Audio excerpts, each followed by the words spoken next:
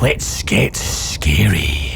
Yeah, that'll do it, yeah. Oni, an infamous RPG Maker game developed by Noprops and released for free in 2008, that became something of a classic over the following years, mainly due to everyone on YouTube screaming at it. We play Hiroshi, and I'm Scottish, so I probably butchered that like I did my haggis. Along with a couple of friends, we get dragged to a haunted mansion on the outskirts of town. It's better plot material than about 6-7% of horror movies. 4 major versions of Oni exist, along with a number of sequels, but the sequels are all terrible, and I'm only looking at the final version of the first game, the Ultimate, version 6.2, bluest of blue. We start the game in the void with some basic UI.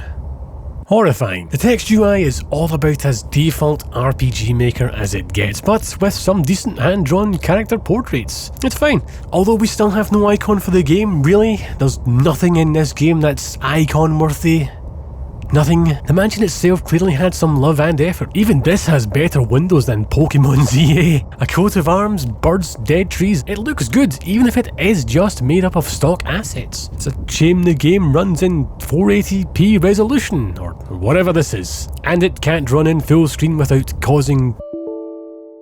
The interior does feel a bit empty, with many rooms being far larger and more open than need be. Corridors also sometimes transition to new rooms, and sometimes it's a dead end with no visual difference. Object scaling is also a bit wonky as well, like why is this dining table as big as a car? And this cupboard is on the wrong way around, GG joiners. There's just too many rooms and not enough objects to utilise them properly. In the piano room, for example, you could get 3 Airbnbs set up in here if you tried hard enough. In terms of sound, distant thunder can be heard. Even though it was clearly a clear day on the intro, even simple sounds like paper tearing and lighters burning have issues.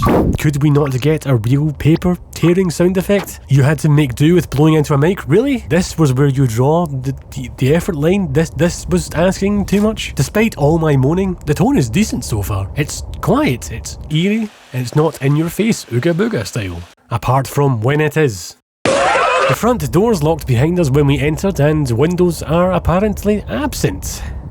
Yes, it's an old abandoned mansion with wooden doors that are probably suffering all kinds of rot. Are you telling me between the 4 of us we can't possibly break the door down? Between the 4 said characters, and I use the term very loosely, we find a single personality shared between them. Takeshi is a coward. And that's it. Takuro is a bully, I think. And Mika is the worst. She is the woman, to the point where I constantly forgot her name. Hiroshi is the hero. See? Who never says anything other than it's scientifically impossible for monsters to exist. And then proceeds to never react to anything ever again, because he is almost immediately proven wrong. Honestly, after the first cutscene in the foyer, no one ever says anything of value again. One of 2 exceptions being where Takuro gives us vinegar.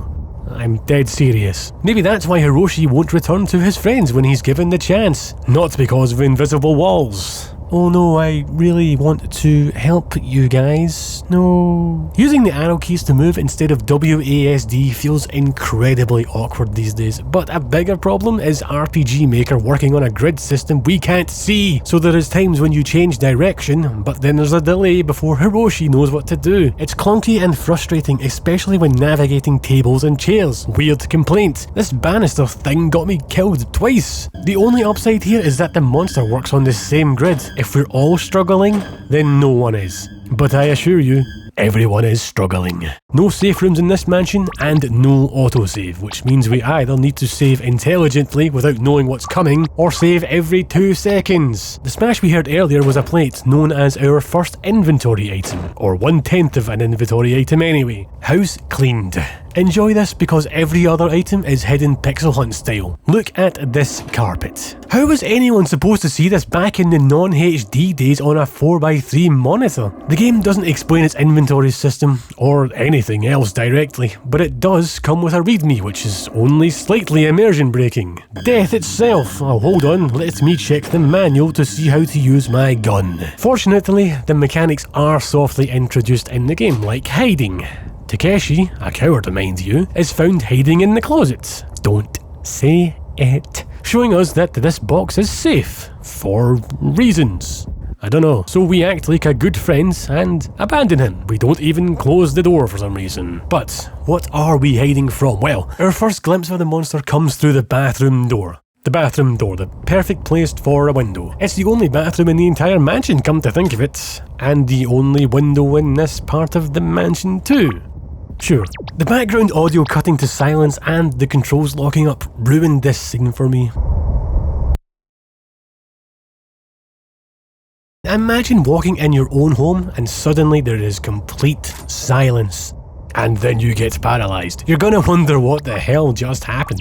It should have played out in the background quietly, as if to say nothing you do here matters. Because it doesn't. Instead, there's a full light and pyro show for a lone mic stand on stage. I'm starting to get childlike vibes from this monster. The throwing plates, a crayon-style drawing. It doesn't feel like too much of an intelligent being. No, it feels like Purple Obama. The Oni's first review brought a smile to my face, I can't lie. It's such a classic moment, even if it is utterly ridiculous. Look at it. It's hard to tell if back in the day this was really scary, or if it was always a joke, but I lean towards the latter. In a world full of hyper-realistic monsters, this actually stands out as freaky. It's a shame the audio sting was late to the party. I mean, he was already off screen before this thing even started playing.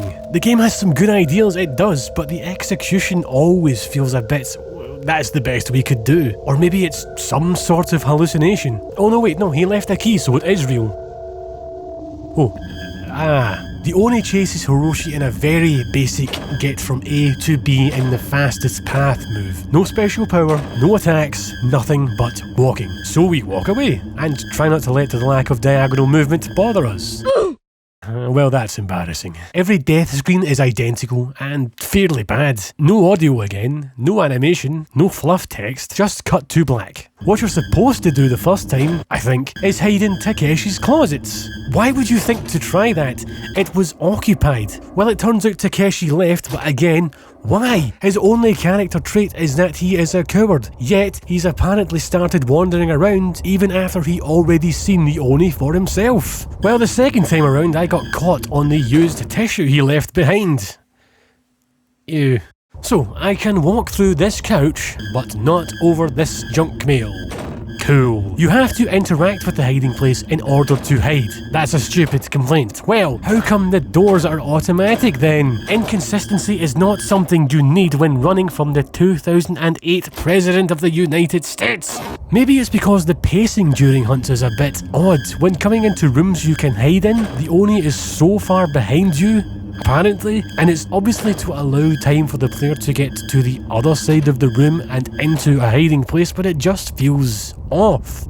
Painfully slow opening of the cupboard doors does more for the heart than it has any right to. It's like running upstairs after turning the lights off at night. It's really well done, Hiroshi. Move it! During hiding, it's audio only, and the audio here, the sound of your own heartbeat and the monster lungs wheezing away. It's really unsettling, and it paved the way for FNAF 4. Running from the monster is easier than hiding, and it's a shame because hiding is good, it's well done. But when we run, we just let the thing despawn and then turn around to see it's no longer there. Immersion. What does that mean? From now on, the Oni can randomly pop up, and I'm ashamed to say it made me jump almost every encounter. Even towards the end of the game, which is great, because it's awful. Oh, leave me alone, I'm trying to work out where this lighter fluid goes. Clock in and start solving weird puzzles and shoving objects around. And good luck guessing which objects are movable, because with the exception of a single bed where the floor clearly outlines where it can go, the bed's the wrong way around, by the way. These objects aren't unique. It's as if this isn't a professional $13 million budget game or something. Or how does this sound? An entire library bookcase. Ha, get pushed aside with ease, mates. What? This statue is the most prominent. It can be shoved out of the room you find it in, and my first thought was, well, let's shove it down that hole. But no, it goes down the stairs instead. Stairs, famous for being the only tool that can break statues. Wow, how South Park. I'm kind of impressed because that didn't look awful. Relatively speaking. The Oni is now absolutely entitled to kill us. We've scratched the floor to hell and damaged his property. This does not look like the cheapest of properties to refloor. Let's talk about code puzzles. The first is housed in the piano. Good start. This marks my only walkthrough visit. What the hell is this? Something to do with MS Paint keys, no doubt. Do we play a certain melody? Silent Hill style? No. Downstairs. The bathroom and washroom doors have now opened. Literally, open. Some doors do this, they just randomly unlock and the game expects you to try again. We haven't seen open door sprites until now, so this time it gets a pass. And I guess the fourth blue man did come out of here. That's your hint, I suppose. This door, on the other hand, can go to heaven just to experience the pain of being demoted to hell. It was locked and now is not. Can't you tell? Takeshi might have ran through here after leaving his hiding spot, but he couldn't have dropped a keyring that said back door. No, figure it out yourself by looking at every single tile. Spam C on everything and hope for the best the game. If we look closer at the dialogue box, we can see this door was never explicitly locked, but instead won't open. These doors are scripted to unlock after certain events, and it's really frustrating. Which events? I don't know. When did they happen? I don't know. What's the purpose of life? Unexplained.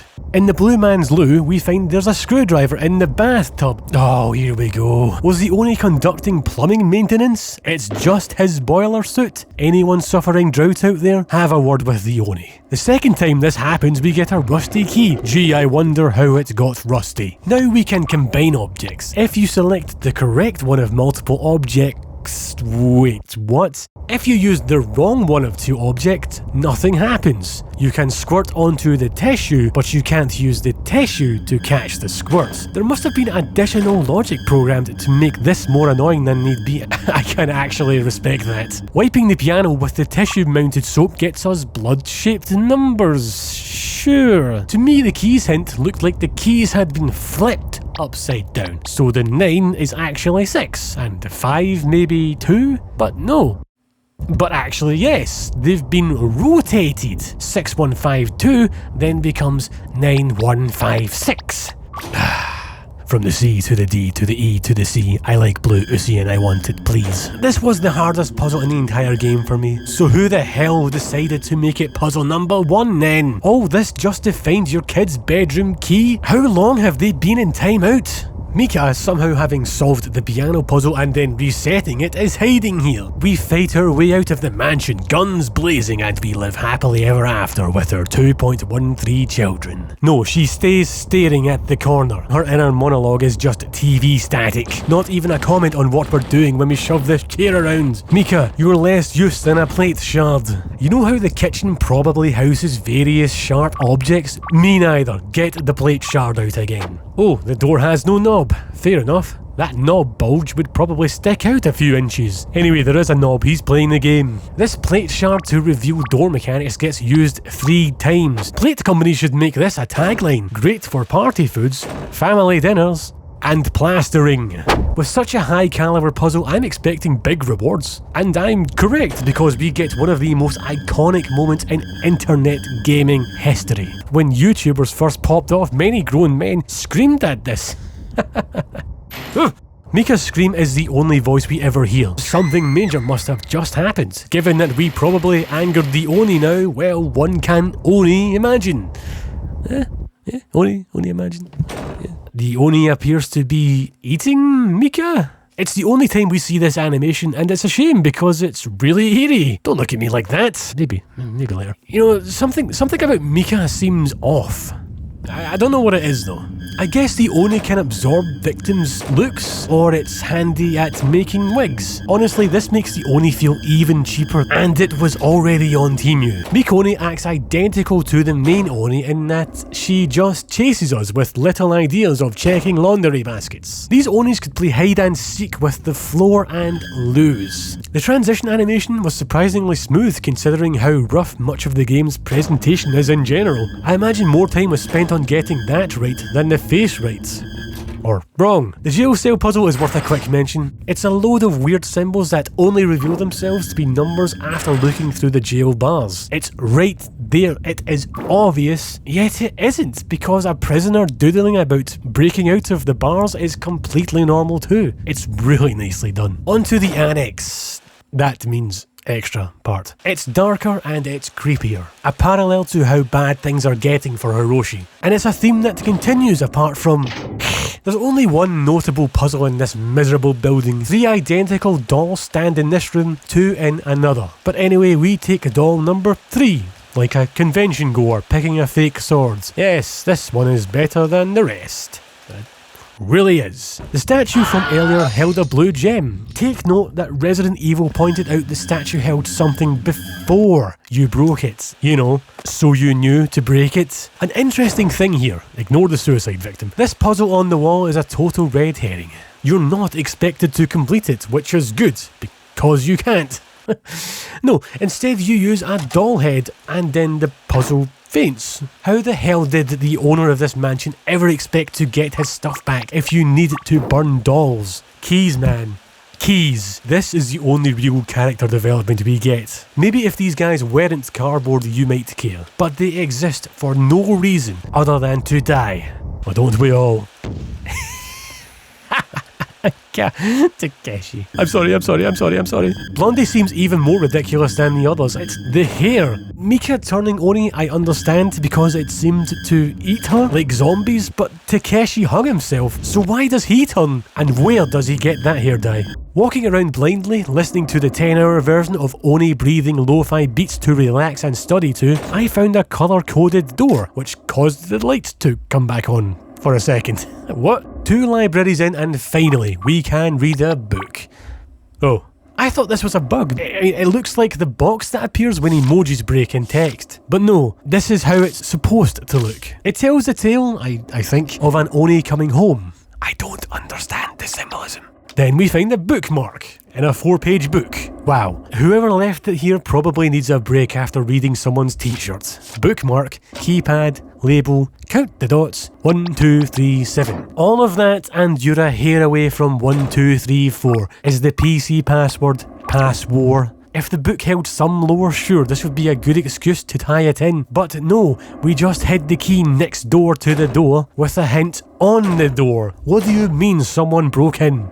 Ah yes, the Iron Gate key, quite the name. What? Iron Gate? I checked all over the annex basement and upstairs just in case, but nothing. No iron, no gates, not even that weird hidden door in the corner. Underneath the bathtub, are you serious? And the end result is a hidden door key. God help us if this gate wasn't hidden enough already. All that's in here is a flat pack stick and wheel with a literal arrow telling you which paintings to fondle. A deconstructed key for a door that's hidden beneath a full bathtub anyway. Why? The first time we see any form of outside in about an hour. That's probably more than usual for Hiroshi here. We can't run and we can't get help even though we were told explicitly of a town nearby. Oh wait, no that's right. Cardboard cutout number 3 is near. What could go wrong? Let's go and get him then. Level 1 middle school student Takuro, whatever, who has garbage stats, don't look at mine, jumps in our pocket and we're off to see the Oni, the wonderful blue Oni of teeth. Takuro just told us he twisted his ankle, so guess what happens next? Oh well. Now it's starting to feel like a collection of horror tropes. You're outside, but not really because you're stuck. What's with the pillars? What, a fence wasn't good enough? In this situation, I am absolutely going to find a way to climb out. Get the plate shard out, I reckon it's got a solid chance. The Oni still comes up with new spooks. It's a simple yet effective scare and we don't see it again. It's not too ridiculous either, but at this point what is? And it's a double whammy because the only hiding closet I knew of in the old building contained his sister. It's funny the two never overlapped. It could also be the mold on the walls getting to me. Some people use adult colouring as a coping mechanism for how terrible life is. Well, the Onis joined in. This room unsettles me, I won't lie. Everything so far has been fairly typical mansion or adventure game, but this is unique. Good, that stock photo asset looked weird anyway. You deserve to be smashed, and so do I. Oh look, another spooky cliche. It's just a cat. How did you smash that painting anyway, you disgusting thing? Ugh. Oh my god, it's so cute. So, Blockhead here. Fuwati?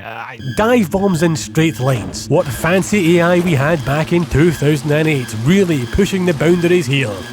Then it killed me. By proximity, I think. Honestly, with that dental work, I would have a heart attack too. Twice a day, man. Twice.